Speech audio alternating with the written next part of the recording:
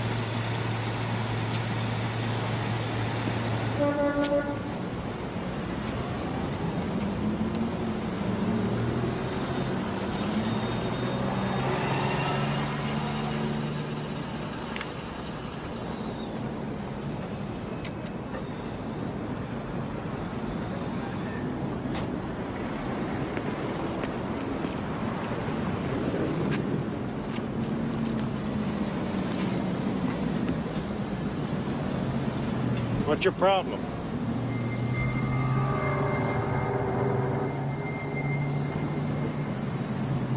I said, what's your problem?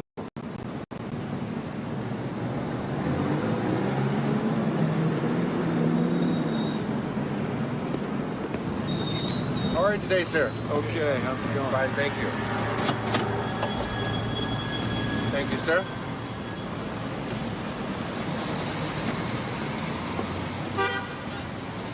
Here you are, sir. Thank you.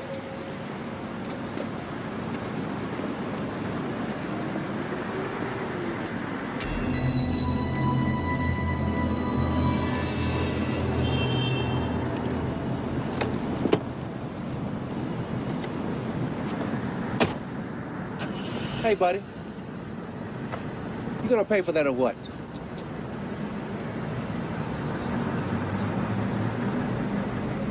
Look, buddy, I don't want no hassle today. Either pay for it or put it back.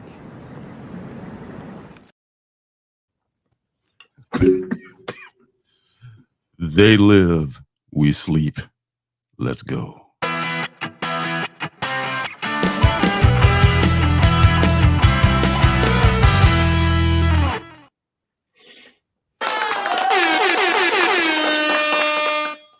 Once again, a clip from one of the greatest movies of all time, They Live, by the great John Carpenter. What's up, folks? I'm Lorenzo. This is my comic son, Marcus, and we're here every week with the same little show, the Wednesday New Comic Book live stream, and it is brought to you this week, as every week, by the Alternative City Shop. I not only love reading indie comics, but I've self-published several indie comics of my own. You can find them on my Alternative City Shop, which has a link below this video.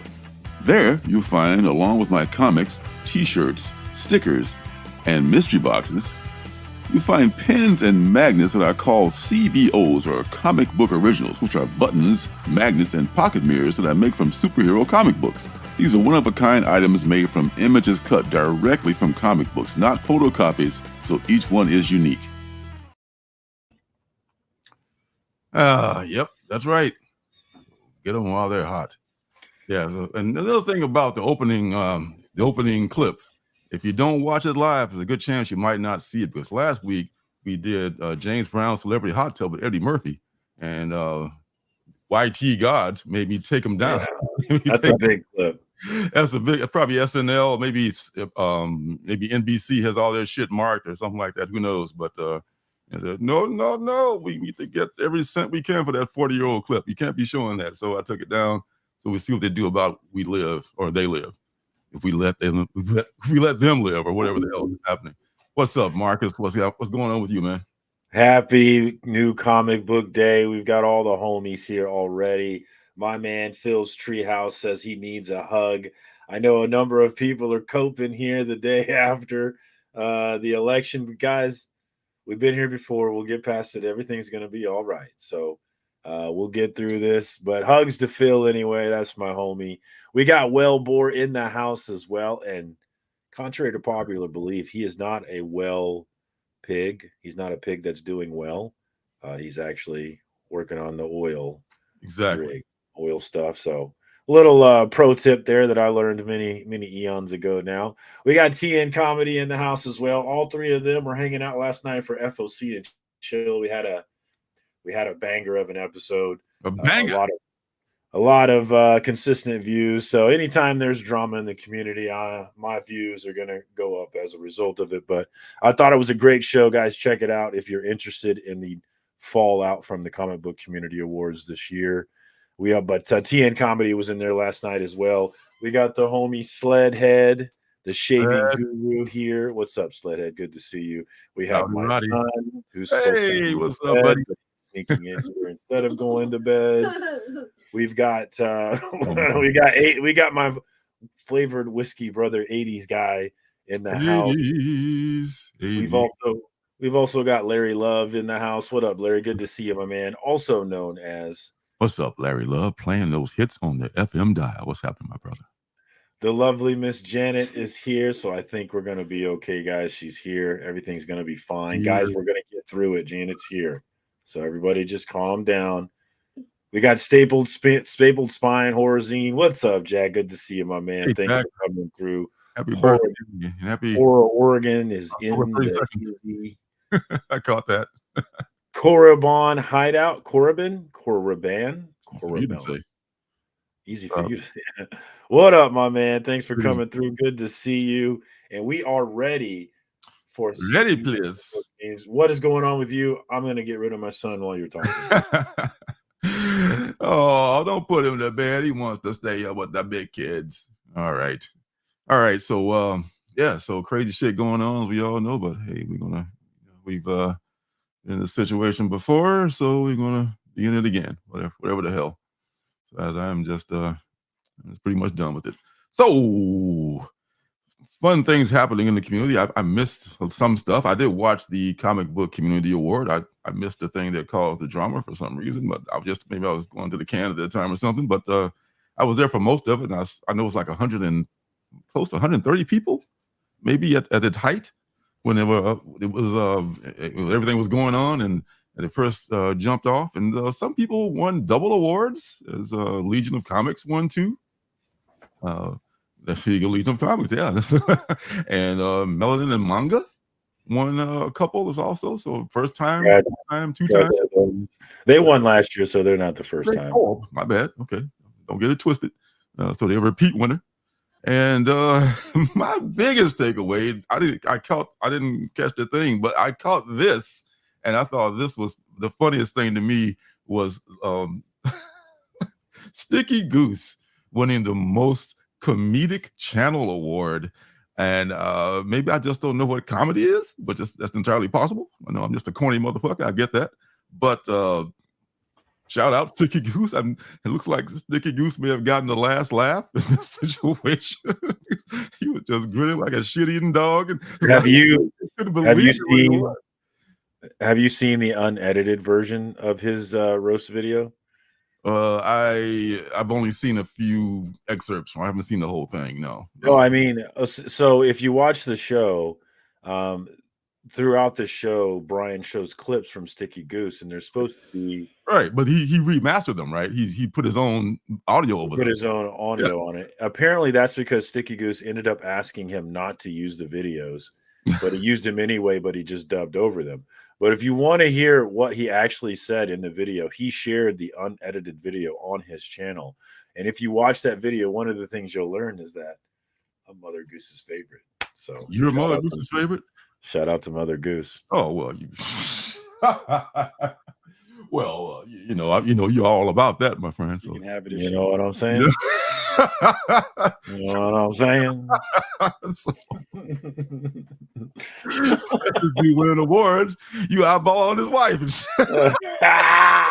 What's up? Oh my! I get it. I'm kidding. I'm kidding. Oh yes, and there's Juno. Oh hey, what up, hooked on Juno? what's up? What's up, Juno? Oh man, I want to catch you on an episode of true crime or something like that, man. You chasing out that man's It'll be one of them crime shows, yeah, where I got murdered. You can see exactly. SMH. Yes.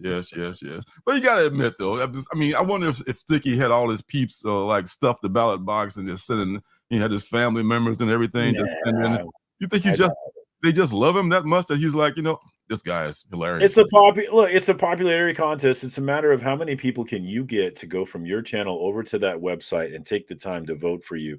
And Sticky has mentioned the awards on his channel. And so just a simple case of doing that when you have as many views as he gets, he only needs a very small percentage of those viewers to go and vote for him. If you look at the total vote count, we're only talking about a little over 3,000 total votes, guys. So we're talking about for everything. Okay.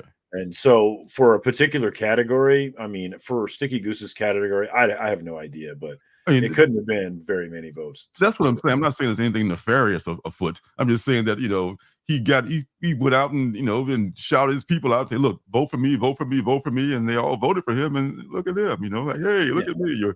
You're spoofing me, but I won an award, Yeah, we don't think he's funny, but a lot of people do. So we gotta accept that fact. Funny, like art and lots of other things are, subjective. I'm a beholder, so hey, who am I to judge? Not at all. So I am that guy. Who am I to judge? Me, Marcus. Of course. It wouldn't be right if you weren't, my friend. Yeah, but I thought it was pretty funny that you were just so broken up about. Broken up like laughing his ass off about winning the award. Like, couldn't keep a straight face. It was expected that he would win. Was it though? Oh yeah. People saying Free King Louis got robbed. Fuck that guy. It was just like, oh, it was hilarious. Is that what he said? I actually haven't seen it myself. Someone I forgot who it was that said it, but someone said Free King Louis. Oh, in the chat, yeah. I was balls deep in UFC, so I wasn't even plugged in. I didn't see any comments from me. Like, where's Marcus? No, I was gambling my face off, man. I'm sorry. I love the CBC awards, but if you put it at the same time as UFC, I'm choosing UFC, guys. I'm sorry. I thought was cute too the other night when you and JP were doing the the show on Monday night. Y'all were just so frank to get back to the Chiefs game. How about them Chiefs though? Never a doubt, baby. And y'all say, oh my God, the Chiefs are playing bad like they always do. We're talking about an undefeated team. They're not playing bad like they always do. You guys are just so fucking spoiled. We should be blowing these teams out. And we never blow anybody out, and it's frustrating. I just want to relax and blow people out. Why waste your energy when you know you got it? These guys got to play 17, 18 games, man. And just take it easy. Just pace yourself, It's very true. And Chiefs fans understand that the regular season for the Chiefs is preseason. As is for most NBA and NFL, I guess. Yeah. This is preseason for them. They're trying new things out. They're plugging people in here and there. They're figuring out what works, and they're still winning, guys. I don't see how we don't win the Super Bowl this year. I'll be shocked if we don't win. Honestly. I would too. Honestly. I love the way British people say honestly. Honestly. I like the way they say aluminum. They say aluminium, which sounds much more cool, much more syllables. I don't like that. That triggers me a lot. Yes. I don't like that at all. Aluminium siding. Yes. I love that shit, man. We got Space Case in the house. Don't be conceited. Who's being conceited? And Space Case, I don't have a thing against the movie against what was it again? The fucking prison movie that I haven't seen yet, that everybody else in the world has seen. the Shawshank Redemption. How Thank you. dare I you remember the refer name of to it as the prison movie? That's a prison disrespectful. movie. You know, I'm old, dude. Give me a break. Oh my god! And Remember what is John? who We are got you again? we got What's your name? Marcus. Oh yeah.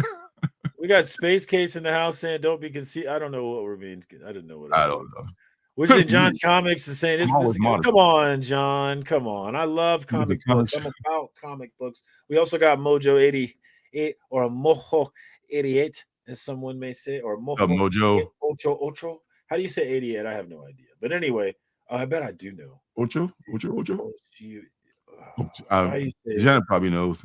She can speak Spanish.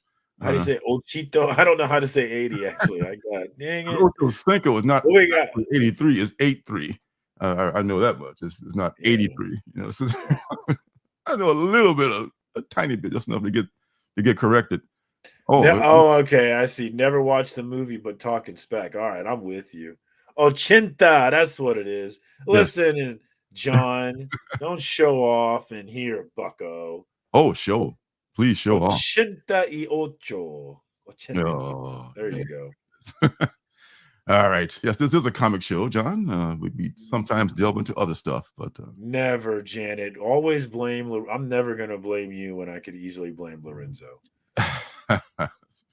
No. She's a princess of a woman, a queen, if you will. Yeah. So that's it. I guess I got that's all we got for the week as far as gossip and congratulations and things like that. I'm a first-time CBC Awards loser, and I'm so proud to be one. I finally got in and lost, so that's cool. That's the thing about this guy, John. You know, that's just who he is. It's an enduring quality of his. All right, to the comics. Yes. Somebody else I'm going to mention too, but I forgot about it. It'll probably come to me. Anywho, all right. So, was that Comic Pop won the best reviewer? Is that Tom's dad? Comic Pop? Is that Comics Pop? Robbie didn't win best review. Are you serious? Oh, didn't you watch the show? I just told you I was watching UFC. I'm not kidding. I didn't watch the show. I don't know. For missing the taco thing, but now you missed this thing about. Well, because everybody's telling me about it. Like, okay. Yeah. Well, if I'm not mistaken, Robbie may have been shut out, which is stunning. I think guys know Pops won, and he was up for something else, but I don't know if he won that one either. But hey, yeah. Wow! After cleaning up last year, that's crazy. Well, welcome to the peanut gallery, Robbie. The rest of us out here. So that is not Tom's dad. He's not Tom's dad. Okay. Oh, different. Okay, different Comics Pop. Well, Sal. Oh. Pop. Get it together, Lorenzo, with your false propaganda. You don't even know who won. Give me a break. So many pops out there, you know. You just never know. All right, so to the comics. All right, here we go. Picked up some stuff. First thing is the Ultimates number 6. Ultimates, I've dropped a lot of mainstream comics. I'm going to drop a few more, but this is one. I'm keeping Ultimates and Absolutes of my mainstream books and very few else. I caught up on that this week from 1 to 5. I'll have more about that later in the What's Good segment. Good stuff. Good stuff from Marvel. It has to be ultimate to be good for Marvel. Batman number, what is this? It's another the second in all everything. 154. Yeah, so you catch up on one and you fall behind on another. So I fell behind on Batman, so I got to catch up on Batman now. But you were still behind on Batman, I think, weren't you? Or Batman is a book that I should probably drop, but I can't. Yeah, I mean, that's the only thing. I was this close to dropping it and just doing the absolute thing. Then they talked about the Hush and the new team, so I'll wait for that and see how good that is, if it is at all. So, yes, 6 books. Man, I got 11. I was so close to getting 6, but I got talked out of a couple. So close, but somehow I got almost double. That's crazy how that works. You did something. I completely blame myself. You know, so blame yourself. Real though, I don't know what the hell is happening with that, but I lost the thing. All right, here we go. Second one, JSA. JSA. This is a Jeff Lemire. I was calling him Rob Zombie or some shit. Jeff Lemire is writing this. Had to try it out. I probably will not, unless it just blows me off. I'm trying to pick up any more mainstream books, but I had to give Jeff Lemire a shot because one of my favorite writers. I think yours too.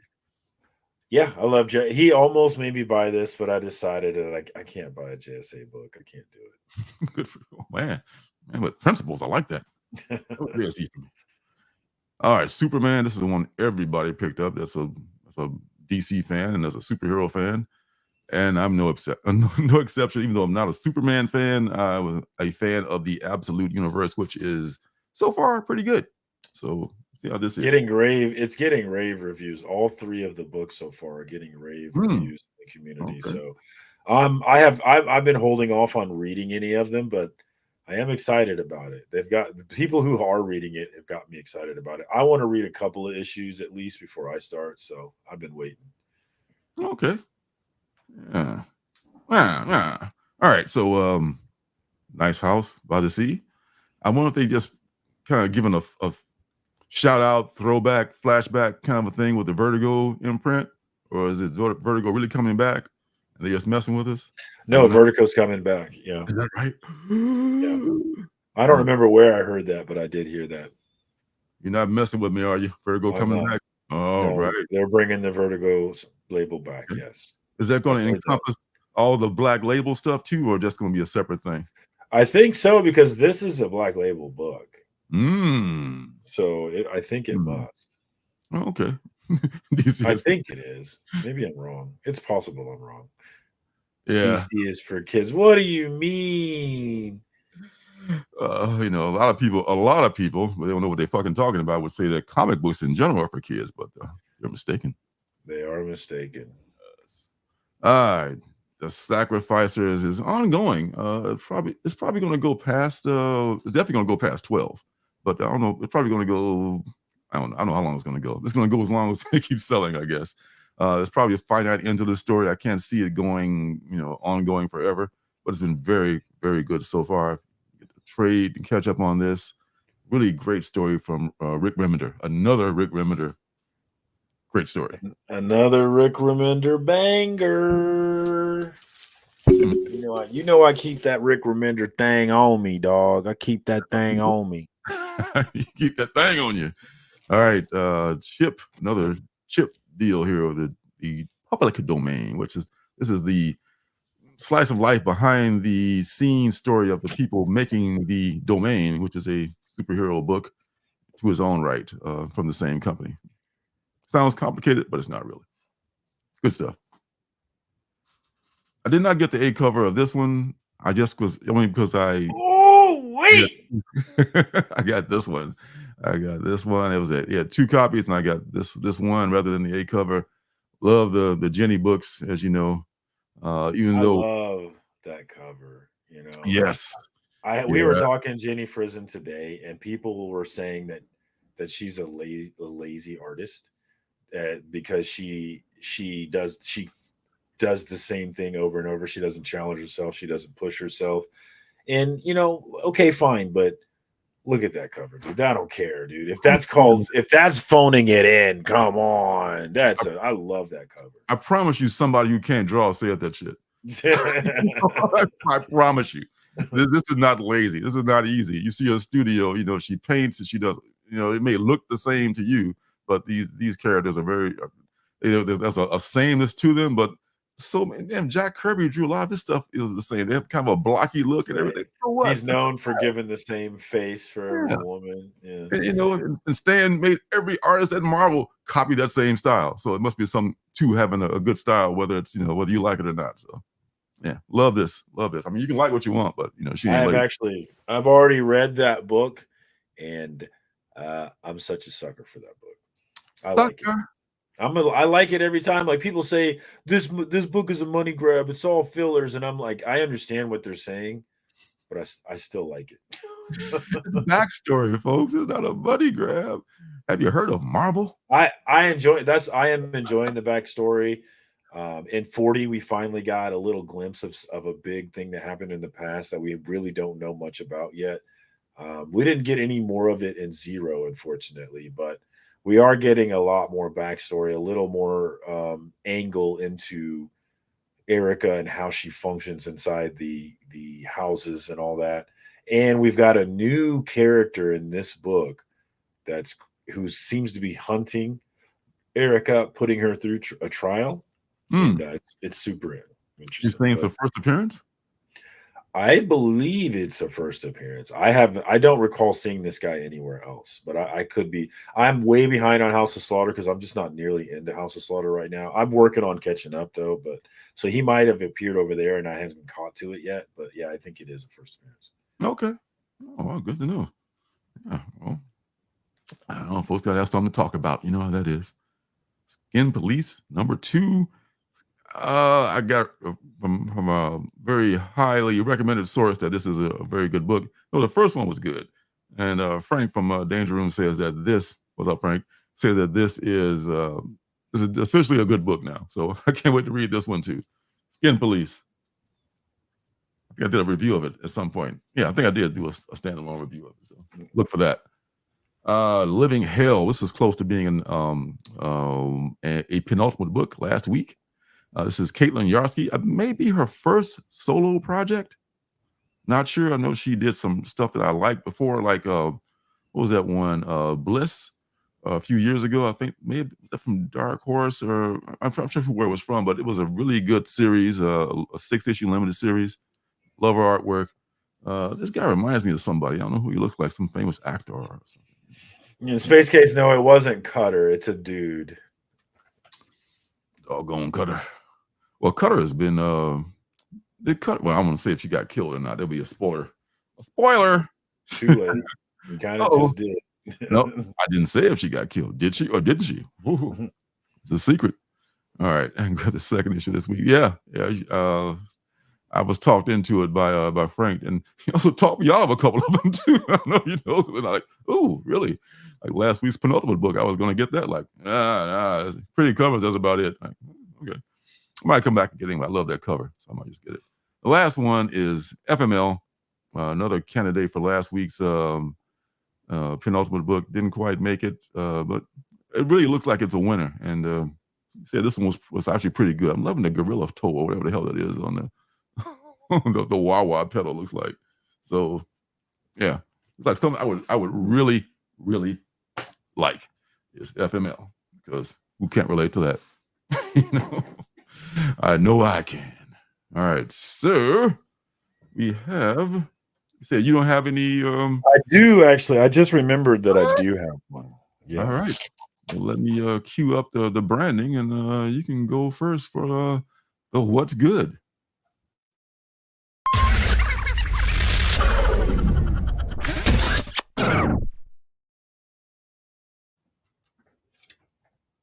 So recently, we had Bent Box Comics on the show, and I interviewed them about their indie publishing company and some of the books that they've been going through. And I ended up backing their Kickstarter. But in addition to backing their Kickstarter, I also went to their webpage and I bought some of their books that interested me. And I wanted to highlight one of those books, which is Blossom. Oh, this was one that we talked about. And I will tell you, the panel that made me want this book is right there. Remember that big bumblebee book? And I just loved how the colors popped on that. So I was like, let me go ahead and grab this one. And I'm glad that I did. This book is really art driven. There's really little, there's only onomatopoeia and some written words on a tree, but other than that, it's all art that's driving the story. And this is a book that is dedicated to Ariana, the author's daughter, who passed away when they were young. And it says, in fear of losing her memory, John planted a cherry blossom to see that magically it grew overnight. He visited the tree countless hours in silence, yearning to hear his daughter's voice guiding him through the darkness, yet her voice never reached him. Instead, he wandered in darkness for too long and became lost. And so on this day, he arrived at the tree to do the only thing left he believed could save him, to erase his daughter's memory once and for all. So he actually comes to cut down the blossom tree in an effort to kind of let go of the memory of his daughter that he had been grieving. And what he finds is that the blossom, like, I guess this, oh, wait, what happened here? Jeez. Hold on. Let me just fix my eyes. my camera does that for some reason. I don't know why it does that sometimes. It goes out of focus. But anyway, he finds that in the tree, there's this little being in there.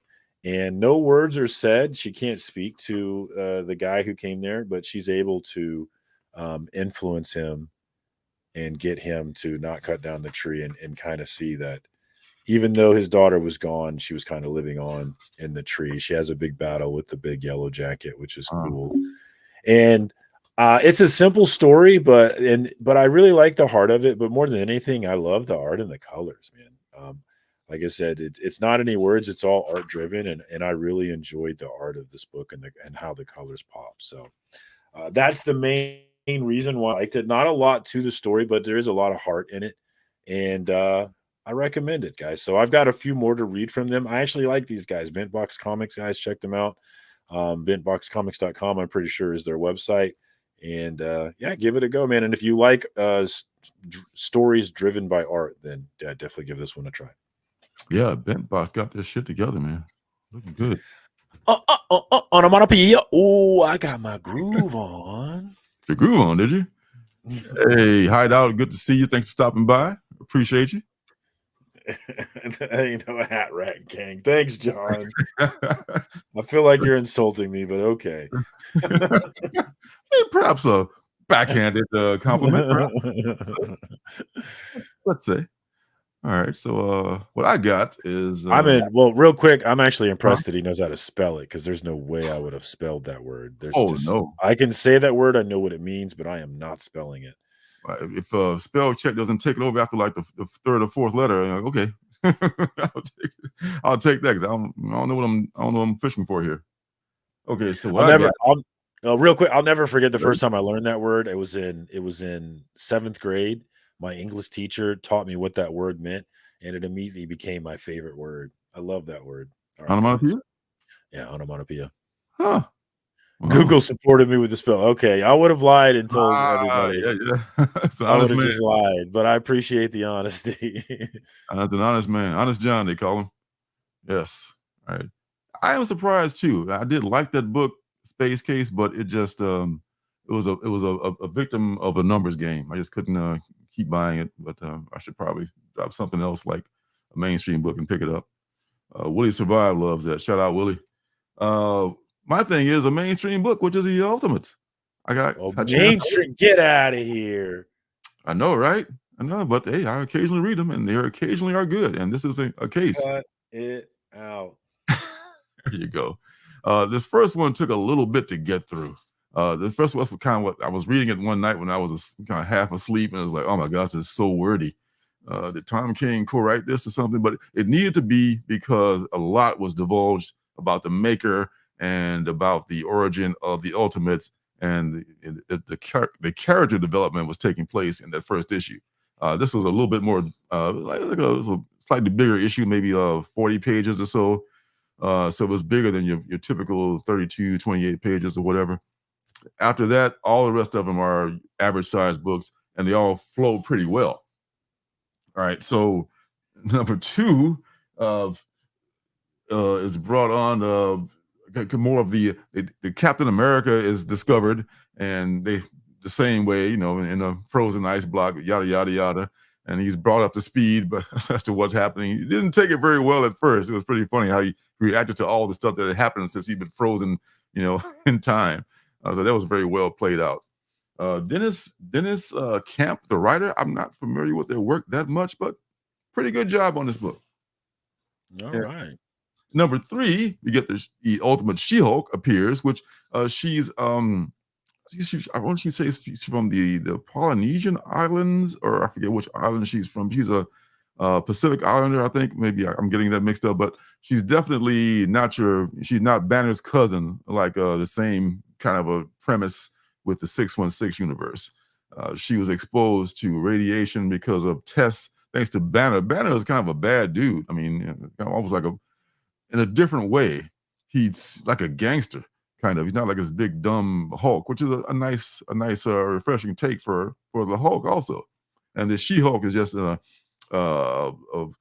mutation that turned out well. Many people are just like in horrible shape, because radiation doesn't always turn you into a superhero. So that at least dispels that myth a lot, because that's just the easy way out for a lot of people. Radiation, fuck it, that's the reason that they turn into this giant thing.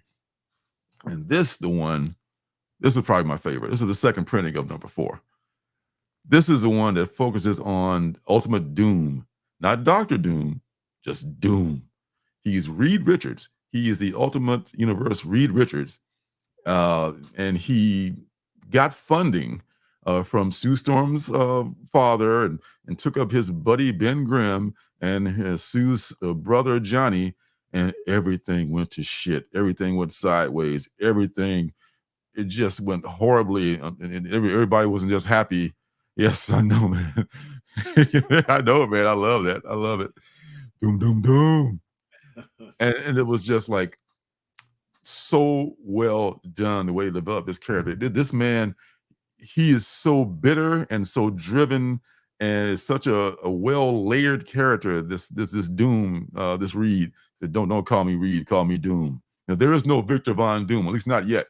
So there's no Dr. Doom, but there's just he's called Doom because of his demeanor, and he's kind of questionable too. He's got kind of he got the smarts of Reed Richards because he is Reed Richards, and then of course he has the kind of borderline villainy that Dr. Doom has. Best of the series so far. I love this one. Yes, Phil. I'm loving it too, man. Now that I finally read it. It's funny how you read something sometimes you find if you like it or not. This is very weird. That's so weird. No, man. Problem is, got so damn many of them. I'm curious on your thoughts. You have the Ultimate Universe that Marvel's building. You have the all-in absolute universe that DC's building. Do you think that either of those titles have a chance to become the universe? Like, for example, maybe at some point in the future, the MCU reboots, but it doesn't reboot into the normal Marvel that we're used to. They actually reboot into the Ultimate Universe, and they do that style of it. Do you think, or vice versa, absolute power on the DC? Do you think they have any chance of that, or are they just kind of flashes in the pan? Space Case says no. Got it. So short answer is no for Space Case. I have a bit of a different answer for that. I kind of disagree because the MCU as it stands is kind of loosely based on the original Ultimate Universe, because they got that Ultimate Nick Fury. That's what it was literally based on Samuel L. Jackson, and he ended up playing Nick Fury anyway. So Captain America looks a lot like the Ultimate Captain America. So down the road, it might not happen, in a year or two, but it could happen. These characters live forever. And maybe somebody might be looking back at the Ultimate a decade, 15 years from now. Yeah. That's what I'm thinking. Because movies and TV are always looking for new material, man. I mean, that's it's always a churning thing. What can we make a movie out of? What can we get money for? This thing is good. Oh, let's make a movie out of it. So yeah. Thank you so much, John. I appreciate you. I do my best. And the last one, which I read just last night, Ultimate number 5, introduces Ultimate Hawkeye. Ultimate Hawkeye literally found the arrows and the quiver and all that stuff laying in the trash can, kind of the way that Spidey threw his web shooters and his costume in the garbage in number 50 of ASM. He found that, ooh, what's this stuff? And he's a Native American, or a native, I guess. I don't know, Native American is a proper thing, but he's a native guy for real. And and they send him it's Iron Lad, young Tony Stark, sends Cap to investigate this guy who's using these very expensive arrows, and he finds just to make sure that he's not a really bad guy, and they have the usual, like, I'm going to fight you until we're friends kind of a thing, and then they end up teaming up against some other bad guys. Another very good story in this this series, man. Loving this thing, man. I mean, this may be better than the Ultimate Spider-Man. I mean, I'm thinking Ultimates may be better than that. We got D'Artagnan sneaking in, as well as Fatty Boom Batty. John Stout is here. What's up, homies? Good to see you. John Stout, my friend. Good to see you. Yes. The PNW is in the building. Yes, sir. We're large and in charge. Cap on the. It's always good to see Cap on a motorcycle. That's all new, different. Oh yes. I mean, this the Ultimates. It's probably becoming one of my best books, my favorite books, I should say. And the last thing. I feel like he was making a joke there, but okay. Well, there's nothing wrong with that. Spider-Man's Venom. Spider-Man's Venom. Yeah. I tell you, new coming out, really. With Toby. Oh, really? Interesting. You're breaking some news here, there, Thomas. All right. Another thing I've been talking about recently is I've been listening to audiobooks. And one of them is this book here, which I also have it in print. I read it with my eyes. I'm listening to my ears now. So I'm listening to it over and over again. And it's so good, man. It's the Marvel Comics, The Untold Story from Sean Howe. It's a pretty thick book, but it's worth it. It's a good read. You want to get through it. And there's so many good stories in here. I miss them. I forget. Oh yeah, I remember that story about Jim Shooter and how everybody hated his guts.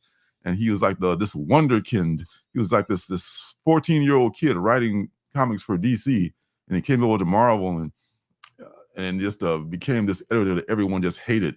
And there's one story here about Stan Lee. Just the funniest. It's just like so Stan Lee too.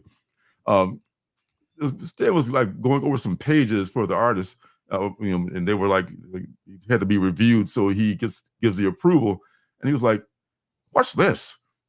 He's looking at Iron Man's like faceplate, and he said that faceplate is flat. This has always been. Shouldn't there be a nose there for his nose? And like, maybe we should start drawing with a nose for Iron Man. So he sent the pages back. People started drawing with the nose because Stan was so hands off. He breathes in and breathes out. So months later, I suppose, he came back. He was going over some pages again. Just, whose idea was this? with the nose thing. I don't know if anybody told him, like, well, fuck, it was your idea. You the one. That would piss me off. I'm like, bro, what do you mean? This looks dumb. You can't tell the boss it was his idea. I guess, like, all right, we'll change it. I can. I won't have a job long, but I can. Over to DC with you, my friend. So much. I mean, it was like a revolving door between DC and Marvel, and oh my God, just so much good stuff, and just like this should be a movie. This could be like a Mad Men type of a cable series, I think, because there's enough stuff in here. This is like through the years. It's like from the inception, really before the Silver Age, before it starts at with Jack Kirby and those guys over creating Captain America. So it starts way back in those days, and Martin Goodman. Martin Goodman was the original guy that started magazine management, and so many good stories in there, man. Joe Manilli, the guy who was killed, he fell between two commuter trains on his way back from he was getting tipsy probably with Stan Lee and his family and shit. He had lost his glasses and he ended up dying tragically. And if this guy had lived, man, it may have been a very, very different Marvel. So many things happened back then that could have changed that universe. It's like, it's like talk about what ifs. There's so many things that could be different if this thing had gone another way, and so many things that like the Star Wars, they were like on the fence about making a Star Wars comic. Can you imagine? Now the Star Wars, how much was the Star Wars #1 worth now? So Shit. They were like, no, this new movie is coming out. I think we should do it. Yes, I think we should do it. Yes, sir. Stop making superhero movie. Yes, that's what I'm talking about, man. That's why the public domain is such a good story. That's exactly what I was gonna say. Is it something maybe not about making maybe not a documentary thing, but maybe something like Public Domain, which is a love story to the comic book medium Mhm. and kind of shows what is so great and awesome about the medium. I love the idea of Public Domain getting some love that way. That would make a great story. I mean, Yeah. a fictional story, but, that would be a great, fiction story, but this would be a great true story. And do it the same way that they're doing it in you have the series where the writers and the artists are making the book, but then you also have the actual book in the domain. Like I really like a show that was do it both, like the comic books are doing both. That could be fun. Mhm. What's up, Bobby D? Good to see you, my Bobby just got back from hanging out with Jason Aaron, the writer of Absolute Batman. Yeah. Ooh, is that right? Ooh, check Yeah, you out. I was too broke to get down there. I had my kids too, but Yeah. Yeah, that's very cool.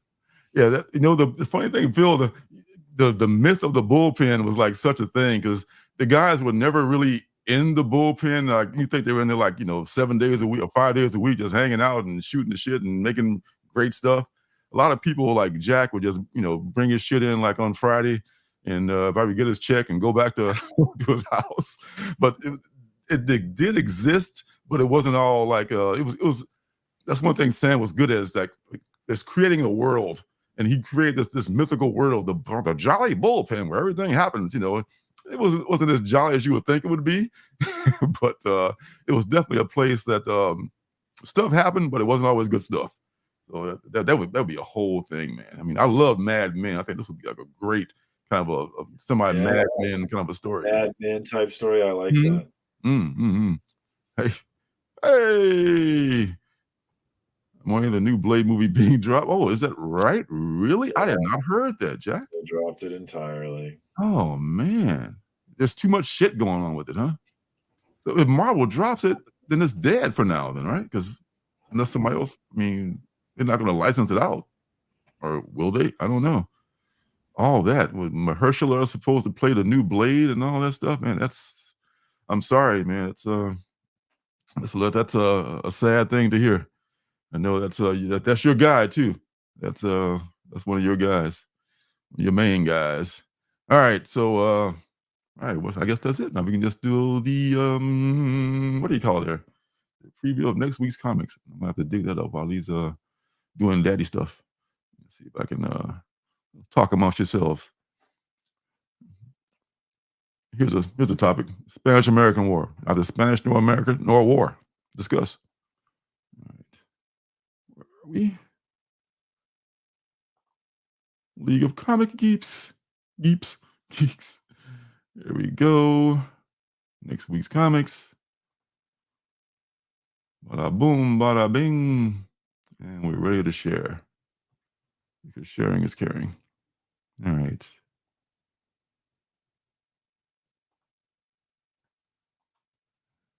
There it is. And you're going to share. This is live, folks. Everything's happening. I hope everything's okay. Can you hear me? Sorry about that. Sorry about that. He's fine. Don't listen. He's being a big baby. Oh, all right, I'm ready. Baby man. He's a big baby. He's being a big baby. Literally a baby. Oh man. Let him stay up just another two. I know, right, man? Come on. He's just being a daddy. Good for him. All right, Absolute Batman #2. Can't wait for that. Even the ash can for that, I think, is going for a pretty good amount of money. I haven't seen any of these ash cans, but yes. Yes. America won.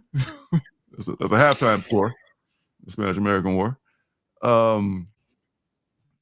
I've already signed. I think I've signed up for this. If I didn't, I mean to, and I will be reading this. So I've dropped almost everything except Absolute Batman, Absolute Superman, Absolute Wonder Woman, Ultimates, and Ultimate Spider-Man. So that's my goal, to just have those 5 mainstream books at some point. I'm almost there. Only thing I'm still hanging on to is Batman at this point. I've dropped almost everything else. The only other mainstream thing that I'm pulling.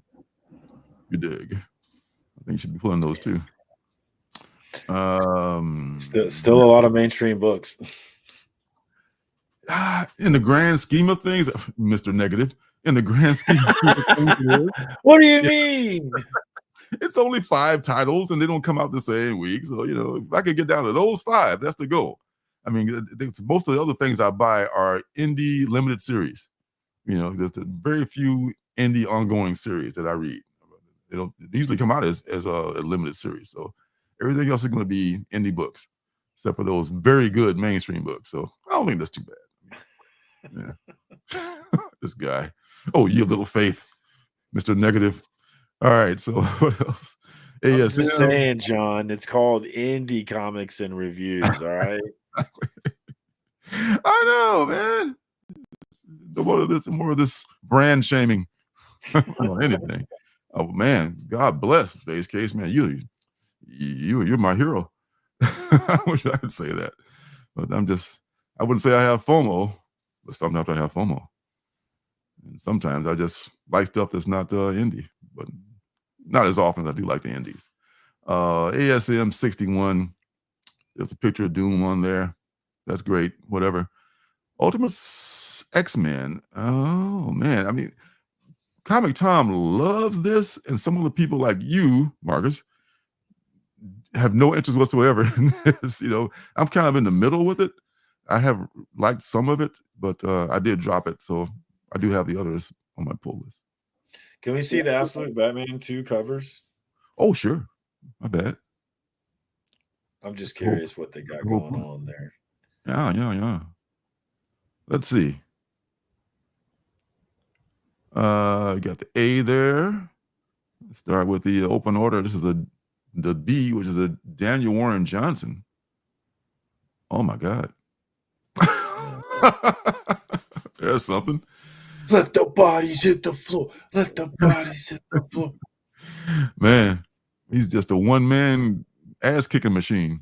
Because apparently he like I don't know how you can not take lives and you have a literally on your chest, but he's not he doesn't take lives just like the mainstream Batman. John calling me out, yo.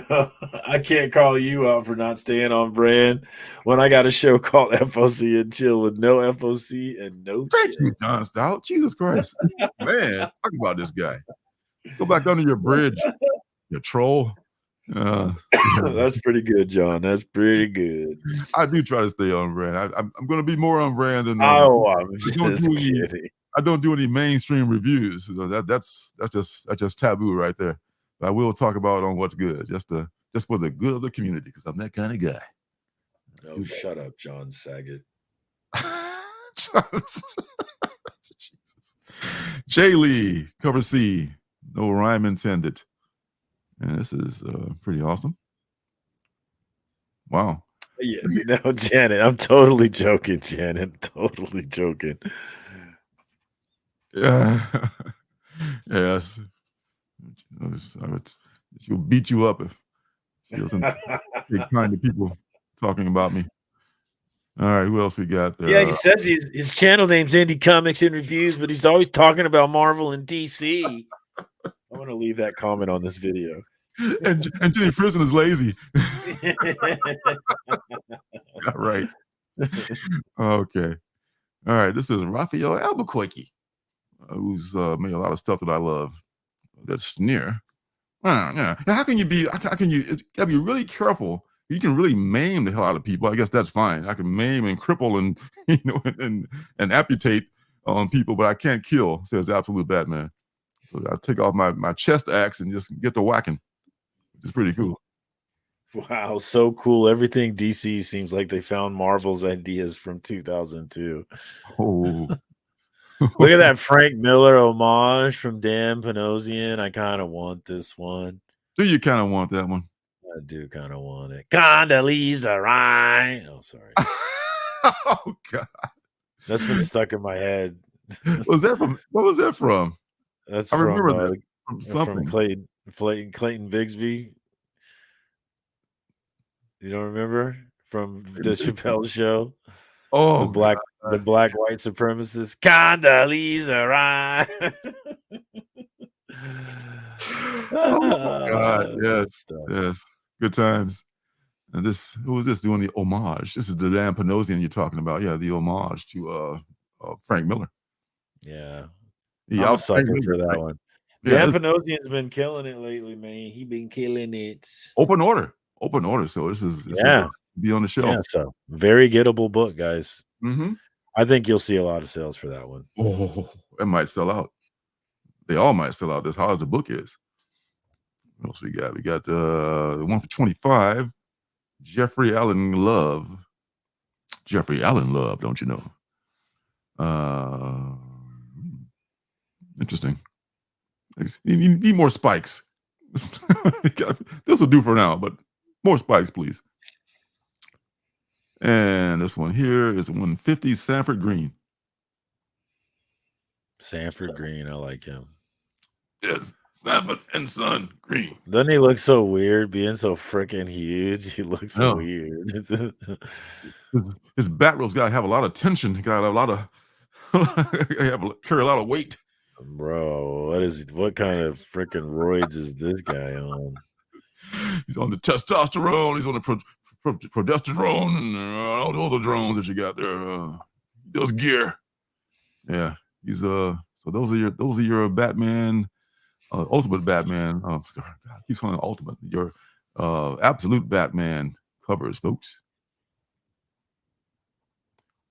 All right, going on down. Transformers 14, still going strong.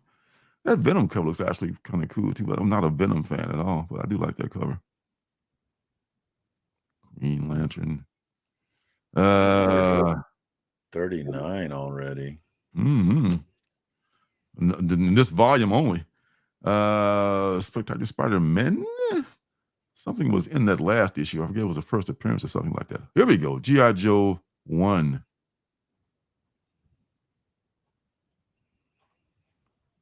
G.I. Joe 1. Conrad Hauser, codenamed Duke, has assembled a special force known as G.I. Joe to battle the rising power of the mysterious Cobra and the aftermath of the Autobots and Decepticons' arrival on Earth. Love that they tie those folks in. This is Joshua Williamson. Joshua Williamson's writing this. The original Duke series was excellent. I don't know if you probably didn't read that, but you weren't on this G.I. Joe stuff. I'm just gonna go skip to the lazy Jenny Frison variant here, which is. I just want to be clear that it wasn't me making that argument. I want to be very clear that I don't think that at all. I know. I love Jenny Frison. It's just so hard for me to even wrap my brain around the fact that someone can say it about a woman that produces art of this caliber. Yeah. Dude, that's spectacular. That's so cool. John. I mean, you chop his hands off and stuff.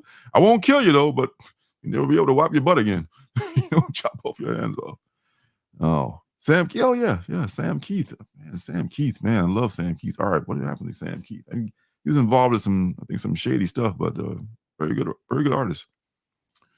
Maybe crippling is the courage of the dark side universe. For real. Other than Jenny, they all pretty much are similar, I guess. Jenny. Oh, that's Souza Micah. Micah Souza, as she sometimes goes by. Nice. Well, I think I may have ordered this one for some reason. I think it's a die-cut mask and foil. So I bet it looks probably pretty trippy in person. It's also an open order book. I've already ordered it.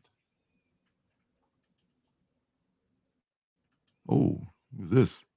Oh my God, 1 in 10. My guy, DNA. I don't collect every one of his books, but I collect a lot of his books. Same with Adam Hughes and some other folks whose cover art. I would just buy the book alone for that cover art. No shame in my game. I will buy it. Yeah. Like this one? Cool cover. Yeah, it is. That's nice. It is. I'll be looking for this. What's 1 in 10 though? Yeah, okay. It's within reach. It'd be under $10 around or less. It's totally doable. Design within reach.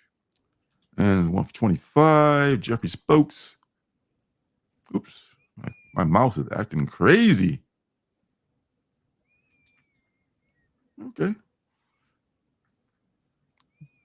A lot of good ones. A lot of good ones you can see here. This is what Tom Riley. 1 in 250. Who's gonna get this? I mean, I know. I mean, that's not even a 1 in 250 level cover. Am I No. wrong? Jeez. At all. And I'm a fan of the design variant covers. So I really would I would not pay a ratio or anywhere near it for that particular cover right there. And then there's a 1 in 500 David Finch sketch. See, some folks don't care for this kind of stuff that's not fully finished, but a lot of us like to see the bones of the drawing and see where they started at, and we can imagine how it looked inked and colored and so forth. So it's very cool. 1 in 250 though. 1 in 500, I should say. 1 in 500. So I can see that one, being worth it. But oh my God, you're talking about the retailer exclusives. It's just endless. Ivan Tao. Who's Man, that? there's so many covers. Jeez. 616. Yeah, it's a gang of them. This one, another. Oh, it's the same one, just with different coloring. I like this. This isn't Scarlet, I don't think. This is a different character. I'm not sure who that is, but I'm a little behind on my G.I. Joe stuff too. I didn't finish the Destro series yet either. This one, Zerdy. Zerdy's killing it. Yeah, he's got some nice ones.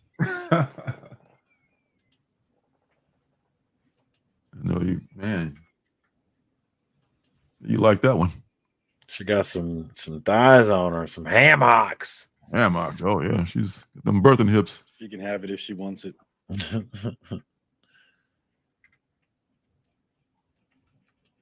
Oh my God, you're right. It just goes on forever.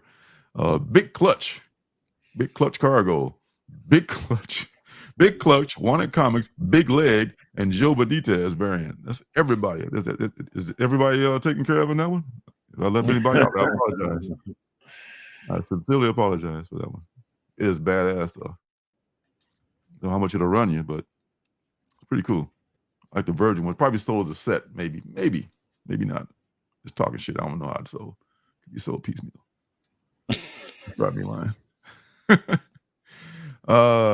Gotham City Limits. Nutbush City Limit. That's Stronghold Collectibles. Tyler Kirkham foil. It's a foil. That's very cool. Love that. Like a virgin. Like the slanted. Like the Batman TV show, the villain's lair is always slanted. That's pretty cool. I like that. Very nice. And there's a couple more because this could go on for hours apparently. KRS Comics, East Side. Leslie Lick. Fair East Side High, belong to victory. Some of this would be worth a 1 in 500 or something like that. If I'm gonna get a 1 in 500, give me something like this, or that the big thick one with the thick hippie one. That's what she said. Exactly. Hippy dippy. All right. Oh, there's so many good ones though. Miko Suwan, Impulse Creations. Wow, this is a big deal. This is a big FD, a BFD. Because this launches G.I. Joe. It's been building up all to this of the new G.I. Joe. We can all jump on, and I never read G.I. Joe. That was not my my demographic when I grew up. It existed, but there was no cartoon. It's another KRS. This is Cedric Poulat. Poula. That's cool. That's cool. Man, I don't know how she chases the bad guys in those heels, man. Trip and fall. But it's very, very nice drawing. All right. This one is pretty nice too. This is Midtown Comics Ben Harvey. I'll say one more. I'm doing like 10 more.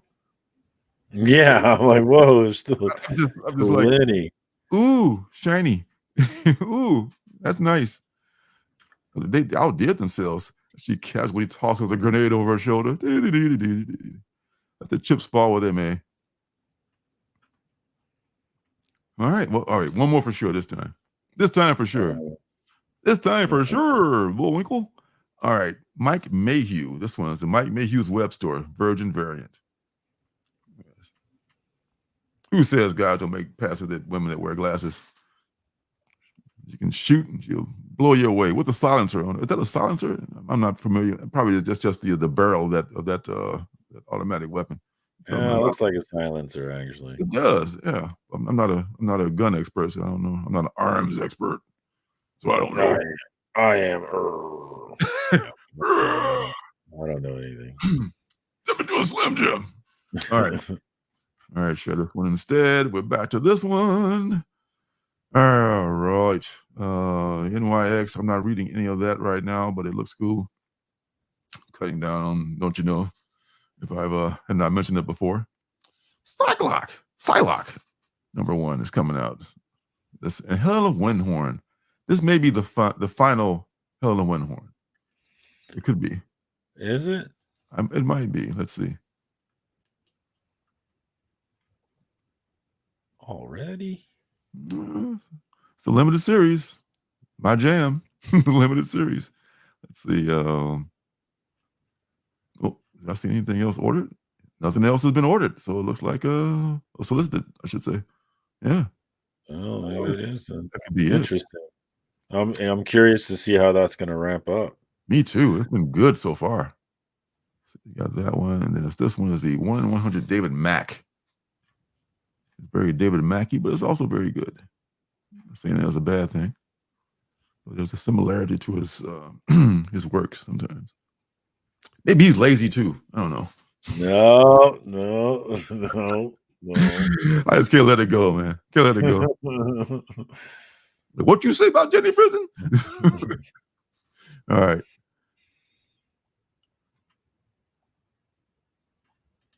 Back to the scroll, the Doom Scroll. Space Ghost has been good. Werewolf by Night. Exactly. Is this Werewolf by Night trying to just get all up on what's her name? Red, as he calls her Red. Bloodstone. All right, so Minor Arcana number 3. I love Minor Arcana, man. It's been so good so far. I did a review of that back when it first came out. Check that out. Black Lightning. Oh my God. I just have to take a real quick look at Black Lightning. See what the hell they're doing with this thing again. This is a Tony Isabella, I want to say, created this character many years ago. And it became a TV show. Brandon Thomas is writing it. Fico Ossio is drawing it. Okay. Did you watch? Did anyone out there watch the Black Lightning WB show? What do they call that shit? CW? Someone I work with told me to watch it, and I watched like a couple episodes, but then I fell off. I can't get into network television types and cable television stuff. I can, but I can't get into CW stuff that much.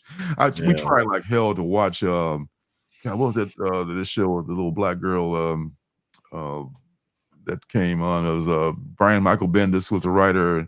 It was hot for a while, and Naomi. We tried like hell to watch Naomi, man, but after the second episode, it was so CW. It wasn't even funny. It's clear they had no plot and no direction. Just like I can't do it. Oh, I know. Can't do it. It's made just for people that just want to look at pretty people all day long and don't want much of a of a story. EM Gist, romance cover. As romance goes with the werewolves and the werewolf killers and such. Are you watching?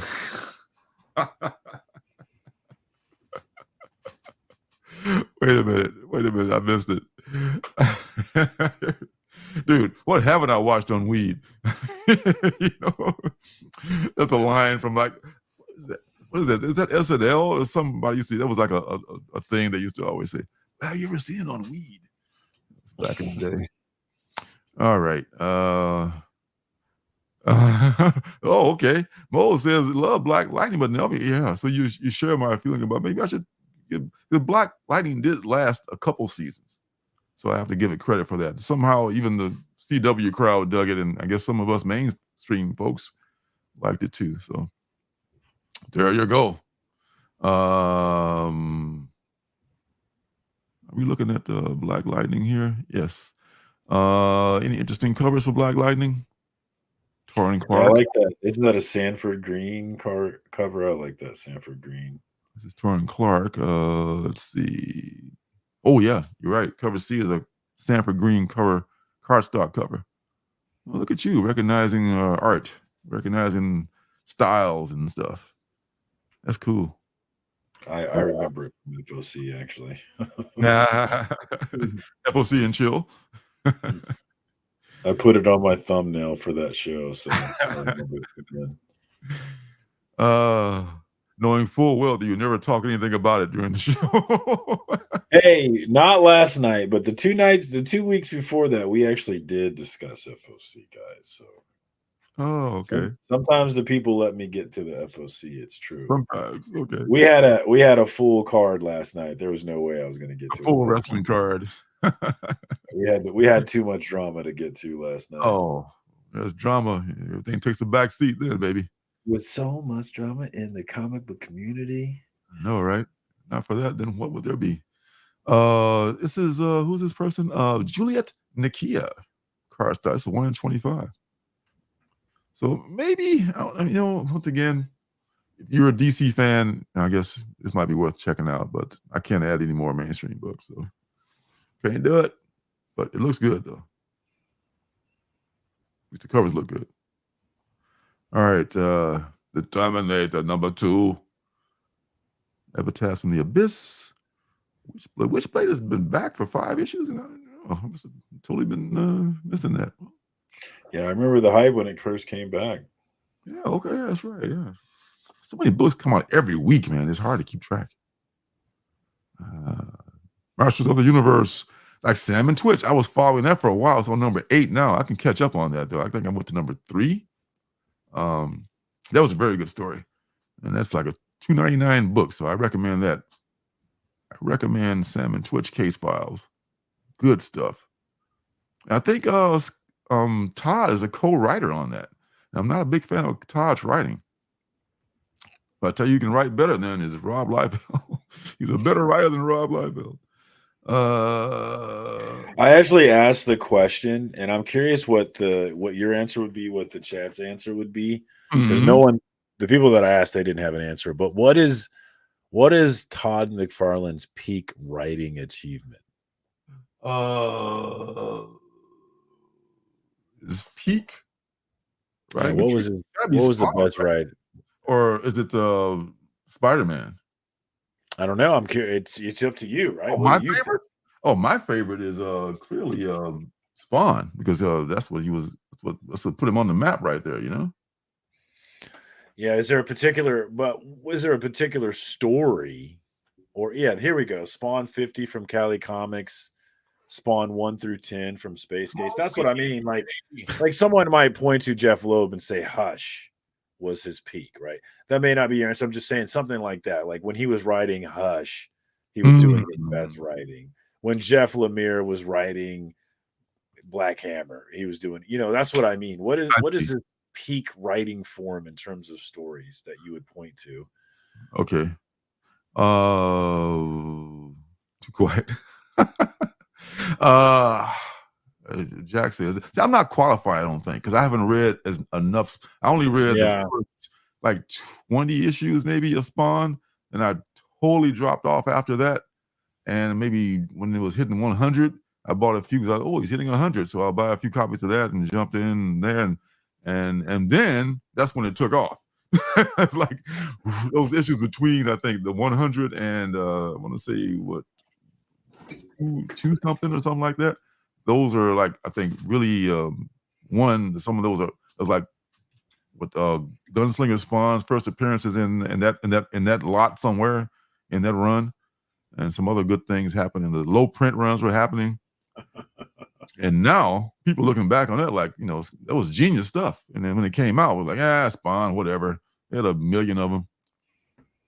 What was that? The best thing you ever wrote was a contract for me. Yeah, you got that right. That's paying the bills. Stapled's got a comment. Oh yeah, was speaking out the jaw. His nail. Seriously, I saw this little short with him and Tom like signing books, and he was going through the whole the science he has of like the he's chart. got a guy with the markers ready to go for him. Yeah, he takes it seriously. I mean, I gotta give the guy a lot of credit, man. He was much maligned for years, but now he's living his life. He's getting the accolades that he so deserves. He's not a businessman. He's a businessman. Businessman. That's right. He's both, without the comma. Yeah. So I'm glad he's getting his flowers now. And there was a quote he was talking about in this book where he's he said Marvel won't miss us or something to that effect, referring to him and Rob Liefeld. One of them is an arrogant prick, and the other one was an asshole. The other one's just a dumbass.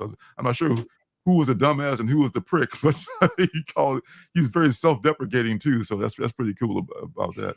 Oh, and Rob Liefeld. Oh my God, so many people hate him. Shout out to the homie Cali Comics. What up, my dude? Good to see you. Hey, I didn't see Cali. What's up? And they had all the artists, not necessarily who was the heavy hitter writer in the early days of Image? Who was their best writer, would you say, in the early days? Jim Lee? No, not Jim Lee. Mark Silvestri is pretty good. He has some good stories back then. I don't know if people remember his characters, like The Darkness. Was it The Darkness? Was one of his characters. What was a good one? Much forgotten is my guy from the Savage Dragon. Eric Larson. Eric Larson, yeah. Book still go. That's one of the early ones that's still rocking and rolling to this day. This man is talk about not getting credit. Eric Larson does not get a lot of credit for. There's the Liefeld vote I was looking for. Bobby says Valentino. Yeah. Valentino was good too. Yeah, Kirkman arguably the best now, but I meant in the beginning at the founding, who was the best? Yeah, Kirkman is the most successful writer for sure. Nobody comes close to him. And got his own imprint and all that stuff. Imprint within the brand. Skybound. So a lot of good stuff coming out of that. Yeah, for real. The Kirby, no shit, man. It must be like it's a popularity thing with Eric Larson. We can look back on Eric Larson's work and say like, damn, that guy didn't get a lot of credit. He didn't get the credit he should have gotten for all the work that he did. I mean, he may not be the greatest artist in your opinion, but damn, his work is good, and he puts the books out, and he writes and draws it, as you all know. I love that too. There it is. There, I said it. All right, so moving on down the list. Where are we here now? Justice Runs in the Family. Batman, Wayne Family Adventures, 138. Time Waits number 2. I think I remember reading Time Waits number 1. Wasn't super crazy about it, but it was all right. Of the Distillery book. Batman Uncovered. Just to look at some of the covers real quick. That's the name. Number 1. This Uncovered thing is pure money grab, sure. Only $5, 24 pages, full of oh my God, how the hell is he armored? How do you run into bullets like that? He's not like a movie Batman with all that armored chest plate. It's a pretty cool cover though. I don't know, man. If his suit can help let him fall through space and through the atmosphere of the Earth back to in just his Batman suit, I don't know why he couldn't do that. So Well, I could totally believe he could fall from space, and if he braced himself first, I could totally believe. But he couldn't take a bullet, huh? Okay. All Take a bullet, though. right. Well, bullets are different than falling from space. You just got like he I'm hit a rock for his heat shield, and I'm still mad about that. That was stupid. that was just Chip playing with the medium, man. I mean, this stuff is all to be taken like lightly anyway. No And respect for come on. space is what that was. Respect for space. Space, the final frontier, where no one can hear you scream. All he needs is prep time. Dumbest crap ever. That's why, and that's kind of why I've been like, I don't really want to do the Batman book anymore because, like, all throughout the book, there's just like Batman's so For real. badass. He's so badass that the only one that he can fight is a version of himself, Zurin Raw. It's like, oh man, I'm just not feeling it, man. Okay, so Sled knows. Okay, see, if I caught up with the book, maybe I would know that too. Yeah. No, I think again you're missing Sledhead's joke. Oh, it's like a joke. Okay. He's saying it's called plot armor. Whatever his armor needs to do for the plot, that's what it does. That's called plot armor. Works for me. Sorry. Works for me, brother. Whatever moves the story along. I mean, he did nail it though. Where's the lie? It is plot armor. Nailed it. It's like that falling from space with a plot device as well. Here's Jeff DeCall. Jeff DeCall, like he's falling from space right here with this. It was kind of like he took some palette knives and just like whited over some of the stuff. Like, fuck it, done. 1 in 25, pay me. He's killing it. I love that absolute Wonder Woman cover he had. Cool, fun story about Jeff is I saw him outside of Heroes Con one night when I was walking to the bar, and I just said, "What's up, Jeff?" Like I knew him, and I kept walking. I knew he was like, "Who the what?" I know. That's what it was. It's cool, right? I did this to Scottie Pippen one time in the gym. Like, "What's up, Scotty?" Like, hey. And then just keep. That's what I like to do with celebrities. Just be like, "Yeah, I know who you are. I know you're cool. I know who you are, but it's not a big deal." Yeah, that's what I like to do. You got the fangirl all of them. Oh my God, it's you. Just hey, what's up, man? I know who you are. Having a cigarette out here, or whatever you're doing. All right. Enough of that uncovered jazz. It's just for covers. Oops. Oopsie. All right, precious metals. You have to really be into that because so much is going on. Even the people who read the previous series are kind of lost with that one, but it's a very good series. I'm told. I've heard that it's a very good series. I'm surprised you don't use this site to track your pull list at all. So am I. I don't know how. You see that little arrow? You see the little arrow there? You can add that. So every week when that comes up, it shows on your pull list. That's what I use it for. When I'm like, all right, what's going on this week? I click my pull list and I see what's on here. Oh, just to remind you what you're reading or stuff like that, or what? Yeah, so you see on the left there, it says my pull list. Yeah. If you click that, it shows you all your pulls for the week. So you can see everything that you plan to buy. So when I'm in my shop, I pull that list up just to make sure I'm not forgetting anything. Oh, I see. So you bring the app with you, and you pull the app on your phone, and you just like and I go check, got everything. Now there are some shops that integrate this website, so your pull list on this website is actually your pull list with your LCS, which would be really nice functionality actually. Oh, okay. Because as it is, I haven't been able to get into my shop every week, so I've just been taking a screenshot of my pull list on this site and sending it to them. Now, see, that would be smart, but I just rely on my pornographic memory to remember all the things on my pull list. You got a pornographic memory? So do I. What a coincidence. I know, right? You would think. All right, so coming down the list, the Big Burn did not get Big Burn #1, so I don't know what's up with that. But usually get all those. That's why I ended up paying for the subscription. There's who cares about the ads on this site? It's really not a big deal, but the subscription is so cheap, and I use this website every week. I'm like, just take my money, guys. It's okay. it's totally worth it, worth every cent, because I was trying to do it before. It was like pop-ups all over the place. It was not a good experience. All right, let's see what this Arcbound jazz is about. Yeah, Vault. I don't have a lot of Vault books. God bless Vault. I mean, I buy their stuff whenever I can, whenever I find it, because they're one of those, small companies that are struggling, like so many of them are, and they give away books sometimes. So, man, I appreciate that. In the future, where Earth has become a barren wasteland, Ziontech, that is your real name, harnesses the unmatched energy of chromium to assert its domination, or its dominion, I should say, over the stars. When Kai, a rising star mediator in Ziontech's army, gets an unexplained message from a mysterious entity, everything he thinks he believes in is thrown into question. Every damn thing, I tell you.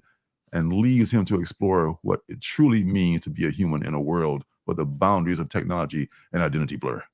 Okay. Scott Snyder joint.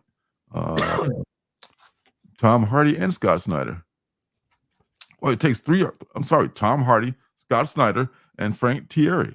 So it takes three. It takes three, baby. It takes three. And artist is Ryan Smallman. Okay, a lot of stuff here. Is it the Tom Hardy? Wait, what? Tom Hardy? I don't know. Is it Tom Hardy the actor? No, it is Tom Hardy the actor. It is. Okay. Oh, okay. I feel like what they're doing with Tom, and I don't know, right? But like my read is like, how involved is Tom Hardy really in the writing? How involved is Keanu Reeves really in the writing? And how much are their names just being attached to get people to buy the book? Like, there's the same thing with like Andy Samberg on the Rick Remender Holy Rollers book. Sure. Like, how involved are these celebrities in the actual writing? And how much of it is just slapping their name on the book to get people to buy it? Same thing with Moon Man and rapper Kid Cudi. Like, how much is Kid Cudi really writing that book? And if they're writing the book, why is there always a co-writer with them, right? I think Thomas might be onto something. My guess is that the celebrity probably maybe has this idea. Oh, I got this idea. And the writer fleshes it out. The writers, in this case, just flesh it out for them. Which means little to nothing, right? Yeah, they're I want to be the ideas guy. I want that job. Well, you be a celebrity then, just best bring your name to the book and people, ooh, so-and-so wrote this book. Kid Cudi wrote this book, Okay, Bobby says that Kid Cudi wrote it. Yeah. Did he? Okay. All right. Yeah, I believe Brian is writing. I definitely think him and Rick are working together. I mean, I don't know, but I would believe that Brian, was it Posen, is playing a part in Gromit's in the writing and whatnot. So I know they're. Yeah, and I think that's probably right too, Sledhead. So I don't bring up all those names to imply that they're not writing. I just bring them up to be. I'm just curious how much of it is them writing it, and how much of it is them just using the name to sell books. Okay. Well, John says that Keanu was really involved with Berserker. I mean, knowing Keanu, I'm sure he's really involved with everything, including his lunch order. So he's probably a very intense guy. No, he's got to be this. He's got to be a badass. He's got to kill people, and I'm sure he's super and enthusiastic and passionate about it. And I guess maybe he wrote some of it too. Who knows? Similarly interested. I am similarly intrigued by that question. That's probably why it looks so much like him. Yeah, he was heavily involved with it. Yeah, for real though. And this is actually a Dan Panosian cover here, who has been killing it on covers. Another guy that does a lot of great covers. I don't get every one of them, but some of them I get, and I get a bunch of his covers, and a bunch of them are nice. This is it's pretty cool too. I mean, this one's tempting because I love Scott Snyder, but I don't know. Probably not. It'll be a game time decision for me. I mean, I somehow missed it in the previews and then not heard of it. But there's so many books out there, they don't, sometimes they slip past me. This cat here with an 8-pack. 8-pack in a super shiny, super metallic suit. This is, who is this? Tyler Kirkham. Okay, what's this? Tyler Kirkham. Yeah, it doesn't look as Tyler Kirkham-y as I would as it mean, you know? You can usually immediately recognize his cover, but I don't immediately recognize that as him. I have one answer. He's lazy. No. See a theme here. Rose Besh has a 1 in 10. Rose Besh, she sometimes she's a little hit or miss with covers for me too. I love her style because it's different. You know, she's got the anime sort of influenced, I don't know, like children's book kind of a style, and it's very, very cute. I mean that as a compliment. My man, Pocan Joe. What's up, homie? Good to see you. What's up, Joe? How are you doing, sir? Hey. Yeah, so this is, who is this again? This is the 1 in 25, Ryan Otley. That's my main man. Ryan freaking Otley. I love when he does interiors too. I love his work on that Donny Cates Hulk book. And that one shot he did with a Walking Dead guy. We just talked about it. Is this DWJ? Obviously, this is DWJ. This is Ryan Otley. This is Ryan Otley. Really? It looks like DWJ. That's crazy. His work is similar to DWJ. DWJ is a little bit looser. Yeah, Ryan you're Otley, right. Yeah. That is a little tighter. I agree. Yeah. And I love his stuff, man. Love his Hulk work. All right, so we'll see about this. Game time decision for Arcbound. Okay, something crawled out, still going. Speaking of, I just lost it. My mouse is going. I think my mouse battery is getting low or something. Something crawled out was a free first issue right next to Arcbound there. Not bad for that first issue. He gave it to us for free. Still going. And it's like the Absolute Batman Noir edition, which looks a lot like the ash can. The ash can is actually tiny ash can, though. You see it, it's like it's not a full-size ash can. It's going for like $50, I think. Something like that. It's crazy. Uh-oh. Is Black Hammer back? Let me see if I can find this. Black Hammer. The Eisner Award-winning superhero saga is back in this earth-shattering story that's essential for all superhero and Jeff Lemire fans. Damn, I gotta get it. Curses. Got him. Gotta get I'm a Black Hammer completionist. Spiral City. I have almost all the Black Hammer stuff. Not necessarily. I can see myself getting into a hardcover for that. Start going back to the beginning, because when I was reading Black Hammer Reborn, like the whole time I was like, "This is cool," but I know it'd be a lot cooler if I had any clue what they're talking about. You got to start over. Yeah, you have to start. For 6 years. Tell me about it, Callie. Yeah, it's been trickling out, man. But you just won't. I thought he was done with literally Black Hammer. The end was the last one. Nope. Not the end. Not even. You wish. You gotta keep buying this stuff while I'm writing Justice League, or Justice Society. All right. There's a Mike Mignola, the master of negative space. That's another guy that's got to the point now where he's only doing covers. And they're good. And this is Matt Wagner. Matt Wagner of the Demon fame. That dude? Oh, I guess it is. Throwback to Earth's Finest. Oh my God, I love this. That's what I love about the Black Hammer universe, man. Sure, people say it's derivative, but everything's derivative, Just what kind of a spin you put on it. And Jeff puts a really good spin on that. And the last one is a Duncan Fegredo. Wow, this is oh wow. There's a character. Wow, very cool. All right. Lady Macadam. Oh God, this thing is freaking out. It's freaking out because I'm moving it too fast. Heat Seeker. Combustion, baby. Oh, get rid of some TNA.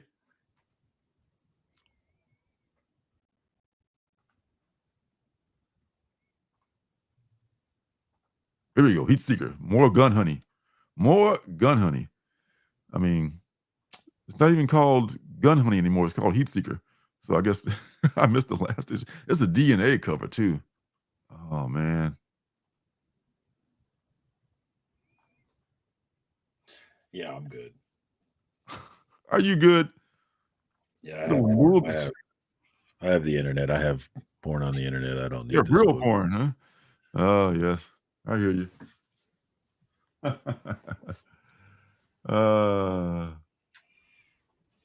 Let's see. There's a couple of semi nude wraparound variant.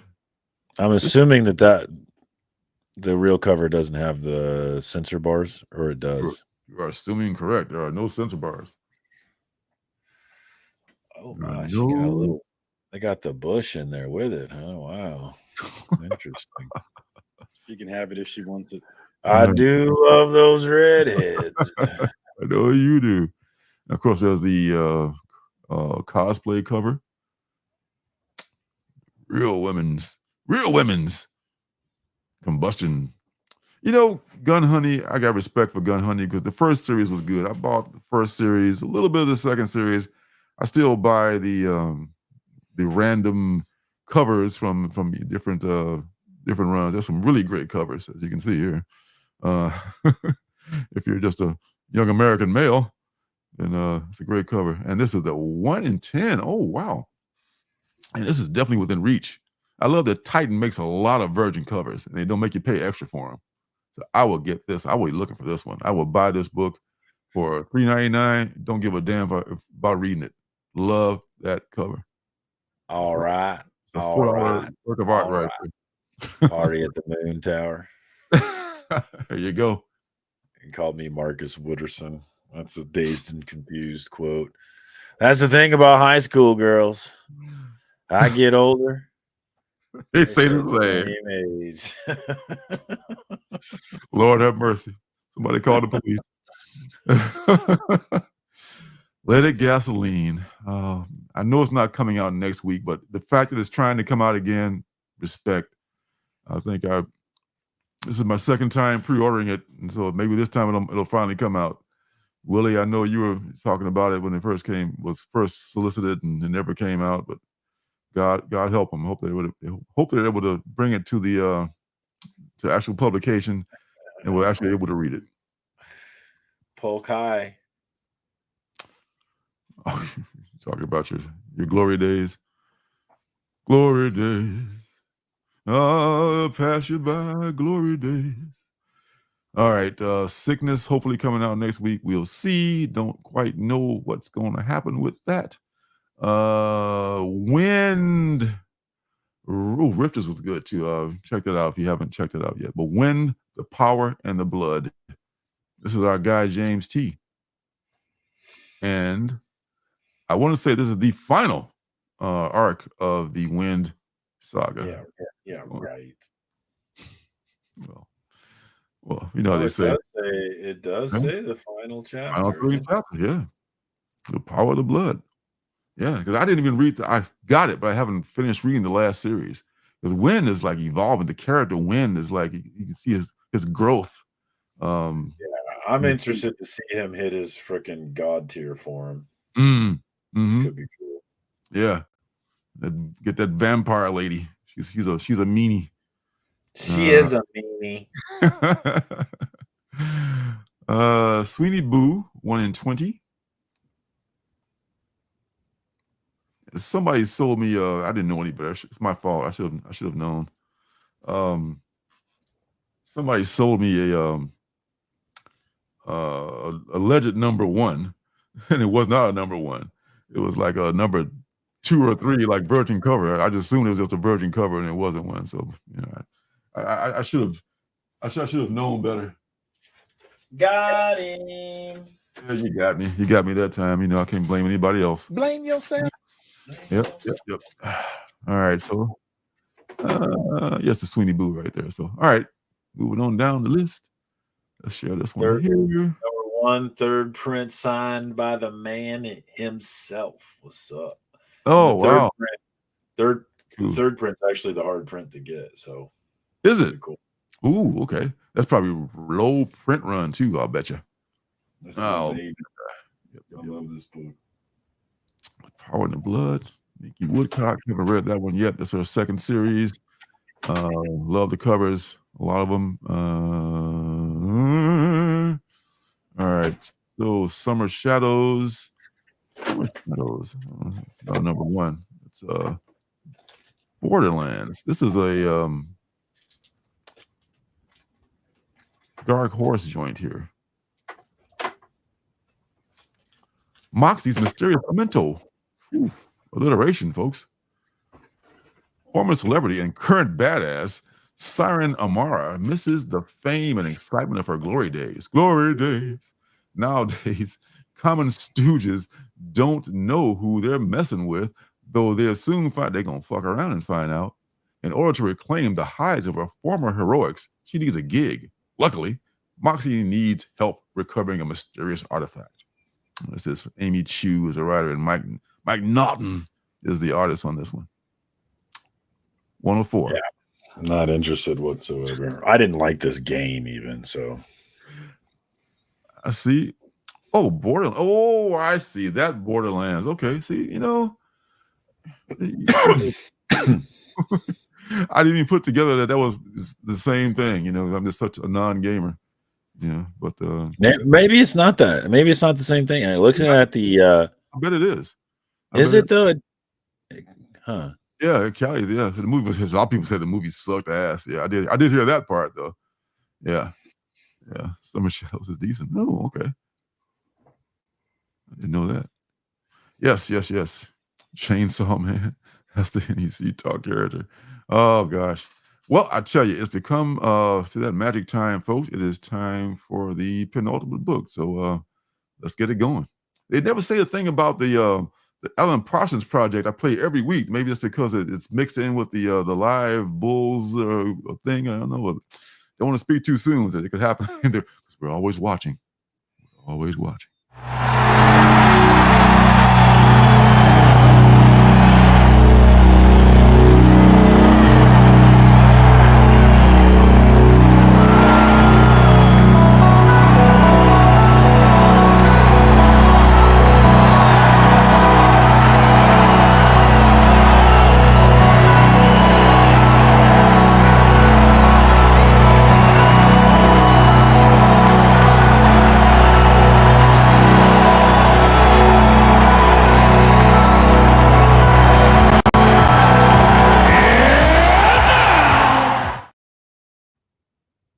And now it is time for the penultimate book. And that book this week is called String. It's a very simple name, but it's a very, very complex book. Take it from me, boys and girls. It's very, very, very good. I know I should have told them. I know it's all over now. They're going to come get me. They're going to come get me and maybe pull the thing out and do another intro. It's going to be a whole big thing. But here's the trailer for String, which is made by yours truly. No. All right.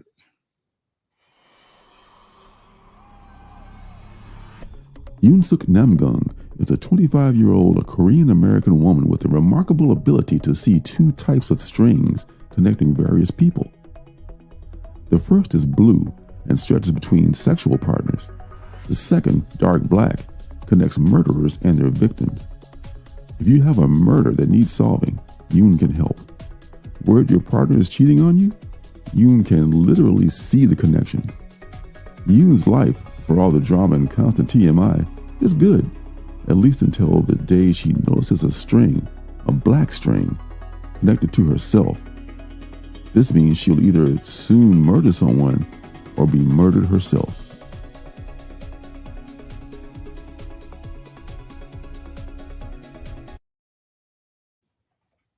Strings. Yeah, I kind of dig this concept because there's a thing, there's a real thing called courting where people actually court other people and things like that. I wonder if this person is actually aware of that concept and they're just kind of putting their own take on it. So it looks like it could be pretty pretty interesting book, and it is a Mad Cave book celebrating that 10th anniversary. So, yeah. Yeah, Definitely. I'm a sucker for a Mad Cave, so I might add this one if I see it in the store. I like the cover art. The colors are popping on that bad boy. Yeah, they are, aren't they? Yeah. So that is your penultimate book for this week of November 6th, the year of our Lord 2024. So. Wasn't that scary, boys and girls? Ooh, Count Floyd. Exo Man-O-War Resurgence. That's is that from the new some Alien Books?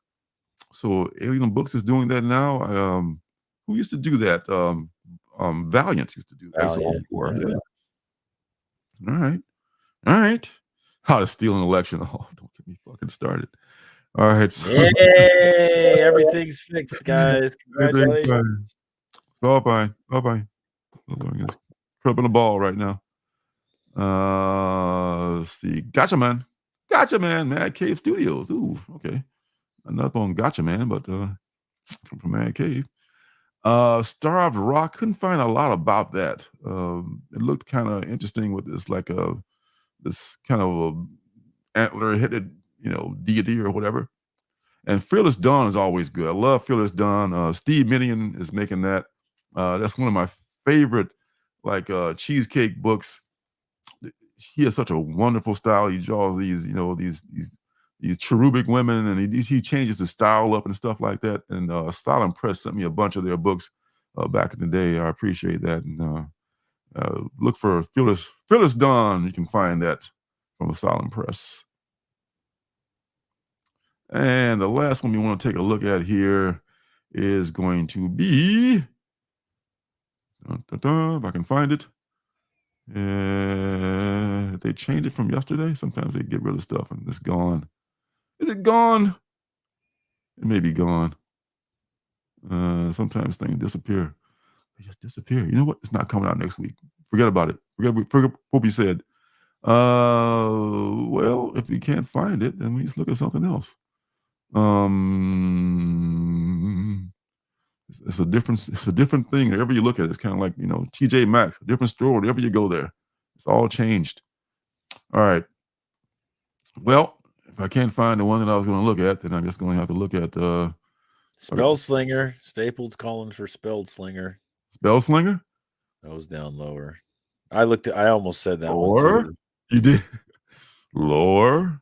All right, There Spell Slinger. Maybe that was the one I was going to look at from Blood Moon Comics. That may have been the one. I forgot since yesterday, Short-term memory and all that jazz, don't you know? All right, click on Spell Slinger. And Spell Slinger. The Spell Slinger just wants to get some sleep, but there's a ghost hovering above his bed and his boyfriend is snoring. He doesn't want to solve a murder, but that may be the only way he'll be able to hit the hay. Don't you hate that when that happens? And this is Zach Chapman is a writer, and Ben Turdick is also the writer for that. Rafa Labasco and Sal Monaco are doing the art honors on this one. Spell Slinger, huh? Maybe this is another issue. This Spell Slinger may not be their first. I'm asking you, Jack. Is this their first series of Spell Slinger, or has it been Spell Slingers before? Asking for a friend. I think it's a first, but yeah, I think Slated, there might be magic in this one. I'm seeing some potential for a funny relationship between the main character and the ghost, similar to the Owen and his talking axe in Barbaric. So, if there were not magic in here, I'd be very disappointed. Yes, yeah, it could be something like that. Yeah. Okay, well, good call, Jack. And that's going to be from. I've gotten some good books from these folks. Blood Moon Comics. Yeah, they've had some books that I've liked. So yeah, pick up Spell Slinger, a gunslinger, Slinger. This is okay. Blood Moon Comics is just getting on their feet. Okay, all right, yeah, good for them. We need more good indie books out there. Just more people cranking out indie books. period. So there you go. All right. So that is going to do it. That's a wrap, folks, for this week. And that's all I got. So we're gonna Shout out to all the homies in the chat that kept it lit. We appreciate you guys joining us every Wednesday night. And of course, shout out to all the homies watching on the replay. We appreciate your time. Thank you for coming and checking out what we're doing here. And yeah, we get to do this again next week, guys. So I can't wait for that. So what you got going on this week, son? Hey, if you are interested in the CBC Awards and the fallout from it, and my thoughts on that, definitely check out FOC and Chill last night. I started the show with a 15-minute rant about giving you my thoughts on everything that's going on. So check that out if you're interested in that at all. Otherwise, I'll be back next week. The link will be in the chat Tuesday night, and we'll see if the homies want to talk about drama or if they want to talk about FOC. Come find out. World at War Comics, love that name, but it's never late, brother. Whenever you get here, it's fine. It's absolutely fine. Yep. And I'll hopefully be on Instagram soon with some actual content. I'm working on it. Believe everybody hold your breath, and while you're waiting, you won't die. God, you're such a bastard. Oh God, okay. I'm still having trouble finding my smoke weed every day. Finding my drops here. I got a new system here, so I can't find a You're Despicable drop, but I'm looking for it. You're despicable. All right, thanks everybody for stopping by. We'll be here next week. God willing, and the creek don't rise, as I always say, because that's the truth, baby. One day the creek might just rise and surprise the fuck out of you. So until then, be cool. Take care of yourself. Take care of each other. And man, just peace and love. Peace. And God love. bless America. Don't get me started. Peace and love.